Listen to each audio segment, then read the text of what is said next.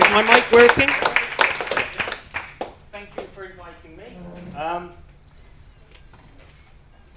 This is going to be half rant and half pictures. So it said in the notes that one shouldn't ramble. Well, I'm afraid it's going to ramble and it's going to rant. I think I'm going to start off with where I think we are. And I think that's the beginning of understanding what we're trying to do in Stokes Croft. I think as a race, as a humanity is kind of in denial about the pickle that we're in, really. Since the discovery of fossil fuel, we've had a massive party, which has delivered enormous material wealth, but it's had a price. And we are actually in the middle of the fastest ever mass extinction, and that is all down to us. Our industries are currently extracting the last drops of fossil fuel. We're starting to there's just been announced that in the Arctic they're going to be drilling underneath the Arctic in the most fragile environment. Climate change is upon us, and the planet's ability to look after the amount of people that there are is clearly in danger. Our economic systems are clearly unjust. The rich get richer and the poor get poorer. Our financial systems are over-complex and self-serving and on the brink of collapse. And our political systems are cumbersome, unrepresentative, and lack courage. And our government continues to speak of growth as the answer. So we're in quite a pickle. My personal experience of globalization, I've been in Bristol for 30 years and ran a china and glass wholesale business and saw that basically disappear through the forces of globalization. And we find ourselves increasingly controlled by unaccountable large business. And so if somebody could tell me when we get to 9 minutes, because that's where the halfway point will be, obviously, if my maths are correct.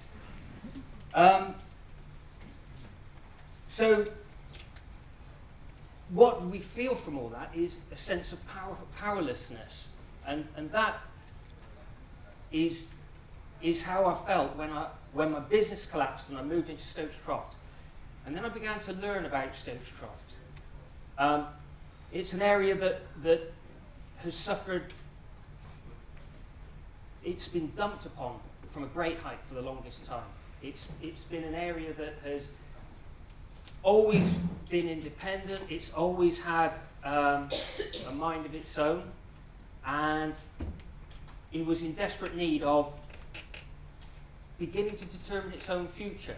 And when I used to travel from St Werburgh's to Stokes Croft daily, I would see the street art go up, and then the following day the council would come along and paint it back out. And this was a continuing cycle, and it was kind of a metaphor for the repression that was seeming to take place there. And all of the problems that face Stokes Croft seem to come from institutions from without. The planning system, the property developers who were based in Hong Kong or in Ireland, who would keep the place deliberately empty. But the exciting thing about it was that because it was run down and because it was impoverished, it had been kind of passed by the multinationals and the large companies, and in there had grown the most fragile and beautiful fruit. The Cube, the Here Gallery, the Jamaica Street Art Studios, which was originally a squat building, and it became apparent to me that within this area, in microcosm, we had all the issues that confront the world. A massive drug culture. And so it seemed to me that we needed to get on it. So I'm going to start the slides now. Am I up to 9 minutes yet? Okay, well, we'll start the slides now. How does this work? Okay. There we go. Let's just have a little look at what it looked like in 2006. This is the Magpie. This is what is now Canteen, boarded up, possibly to be sold to a large property developer. This was Turbo Island. And interestingly enough, Turbo Island was sold by the council to the advertising hoarding people in 1985 for £32,000, at the same time that this was a conservation area. So completely scandalous behaviour on behalf of the City Council, and something would have never happened in Clifton. So, and this is the carriage work. Grade 2 star listed, been derelict for 25 years, and it became apparent that, and this is the Ashley Road hoarding. So it became apparent that what we needed to do was to start to act upon the area. And in the past, the whole of the area had been painted. You know, all of the businesses had all of the walls painted all the time. And this was the picture that really launched the idea of turning the area into an outdoor gallery, and thereby local people beginning to determine their own future, really. And so a local business, which is now Zazu Kitchen, when they had their scaffolding up, we persuaded them to paint this on their wall, and this says Beauty from Ashes, and it's written in classic Bristol style, which is was how signs were written in the turn of the century. And this is Jamaica Street Art Studio, which is our base, where Jamaica Street Art Studios currently reside. And we had a fence next door to the studios, which was our yard, which when my business closed, we put all the stuff behind that fence. And that was the first thing we wrote. And at Christmas 2006, I decided to paint this mural. And as we painted it, we had the council, people kept coming up to us and saying, "Are you allowed to paint that?" And it became apparent that basically the state was interested in stopping people doing anything. So we pushed on. And this was an interesting one. We put frames all along this fence and said nothing. And people came from everywhere and painted into those frames. And this clearly showed, and this was the result. And this was local people getting on with it, sorting out their own area. Felix painted it. And then we did the homeless hostel, involved all the homeless hostel and the local community, same kind of idea.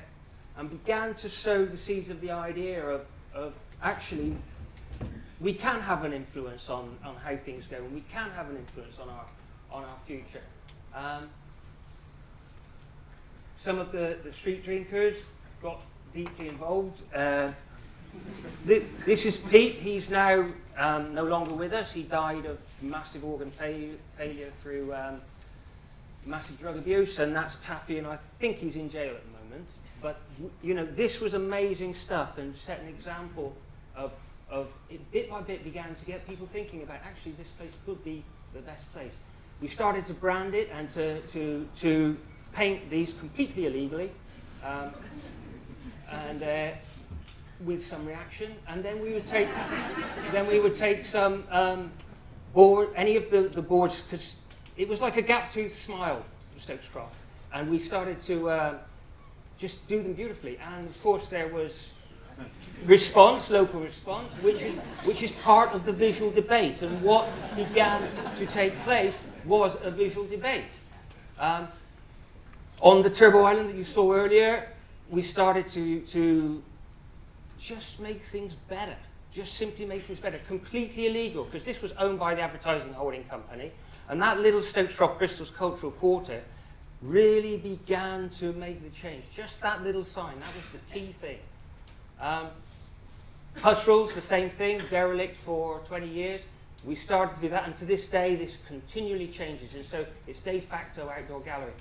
Meantime, the council was still on it, sorting it out, and we would do our own versions of street art, whereby encouraging people to look after their own area. And then we decided to do the mock-ups. Now, the Carriageworks is a Grade 2 star listed building, and has been neglected and has been owned by property developers for the longest time. And we are now currently in a position where this place could finally become what is marked up on there. And that is through just keep on suggesting ideas. This could be this, this could be this, this could be this. And we got local artists involved. That's Dan.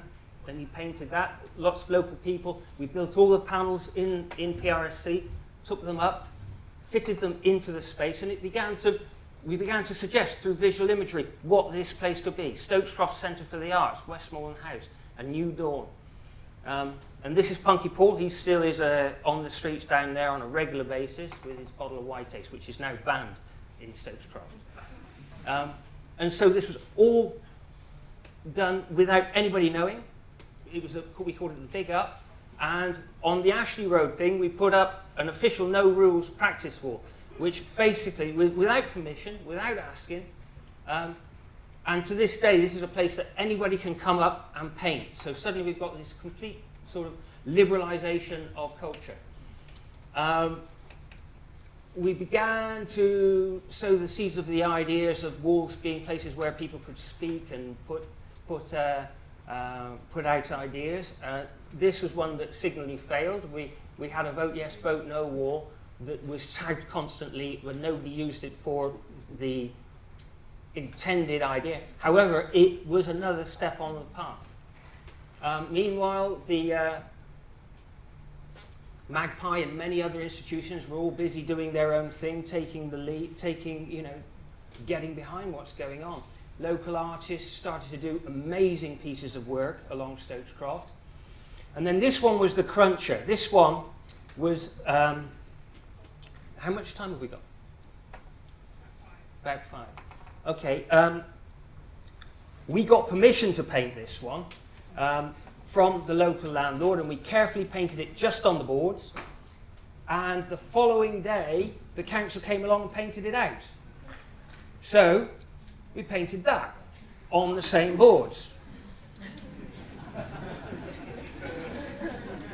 Now, Jan Ormondroyd got a lot of emails. She got a lot. And so Bristol City Council's legal department phoned the landlord and said, can we remove it, please? And they said, speak to PRSC. And they didn't phone us up. Then they phoned him back the following day and said, that's a Grade 2 listed building and you're not allowed to write anything on that.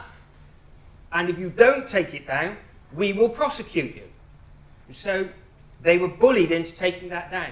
But it made a difference, and it started to sow the seeds of the idea that the people in the area could not be pushed around in the way that they had been before.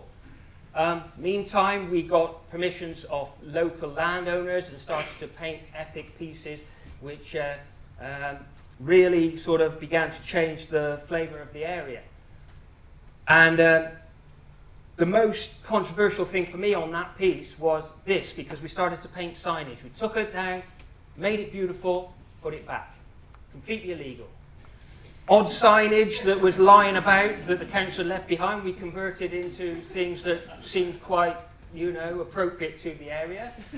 And we started to open up the public space to start the debate about public space. We put a chess set on there, which the police finally got us to get rid of because street drinkers used to hang around too much on it, they said. The anti-graffiti crew kept painting out, would come down to this wall regularly and paint it out. So what we did is we put wallpaper on it, and then it didn't get tagged anymore. Then I overstepped the mark. I painted this on a building at the bottom of Stokes Croft, and the owner phoned the anti-graffiti team and they said, could you get rid of that, please? And they said, we can't do that. I suggest you go and see PRSC. And I was arrested, and we had a big court case, and I ended up with a £900 fine. Interestingly enough, next week I'm expecting to speak to the same landlord with a view to painting that building. So things have moved on. Meantime, we kind of started to curate the area. This piece, Banks's piece, which is obviously about voice, about resistance to repression, was attacked 3 times, and we repaired it 3 times. International artists would come, we would help them to do stuff, again, completely illegally. The University of West of England got involved in the idea of public space, and so we had a massive exhibition. We started a selling gallery where local artists could come and sell their own work, so generating local industry. Meantime, the free shop had started to, miraculously, the locks fell off those 2 derelict buildings one day, and became a free gallery and a free shop where people could bring stuff for free and take it away for free. We had a closed doors day when the rest of Bristol was having an open doors day. We had a closed doors day where we snuck into all the buildings, took photos of what was inside, and then put them on the outside of the building so people would know what was behind it. We started our own local business. This is Stokes Croft China. We are now running with Stokes Croft China, so if any of you want any Christmas presents, 35 Jamaica Street. Then Tesco came along, and it all went even wonkier. They snuck in by the back door. They applied without anybody knowing. We sent 2,500 complaints to the council, and the building was squatted, and then the police found themselves between the people and the bailiffs working for Tesco. So suddenly we've got a real political debate going on here. The artists, they put their 2 cents in as well, and that has continued. Meantime, we're having a great party and having a good time. This is the Stokes Croft Street Festival. Have you ever seen the Bear Pit looking so full? That's the Bear Pit. That is our former Labour councillor, and all sorts of mad stuff was going on. That's the naked bicycle ride running through Stokes Croft.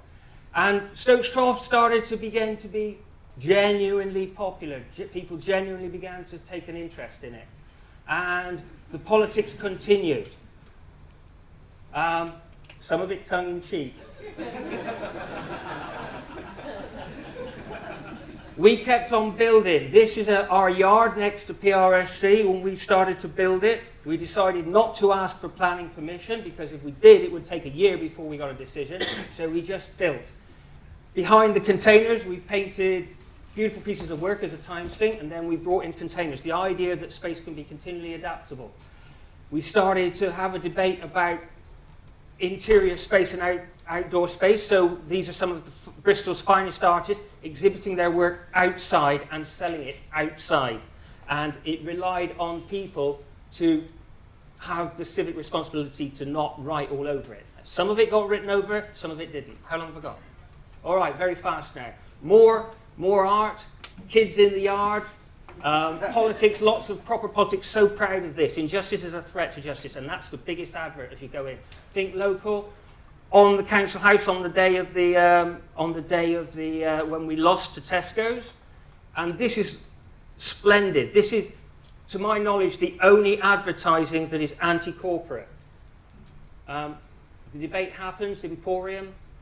This is no great crime. How many minutes? All right. Look at this. There you go. Bit more. Bit more. Bit more. Oh, riots. Oh, people really upset. Okay, peaceful. Banksy. People beginning to be really interested. And more talk. So this is all about where we're heading. Truth and beauty, ideas. Bottom up, not top down. And we need, in our local communities, to have a voice.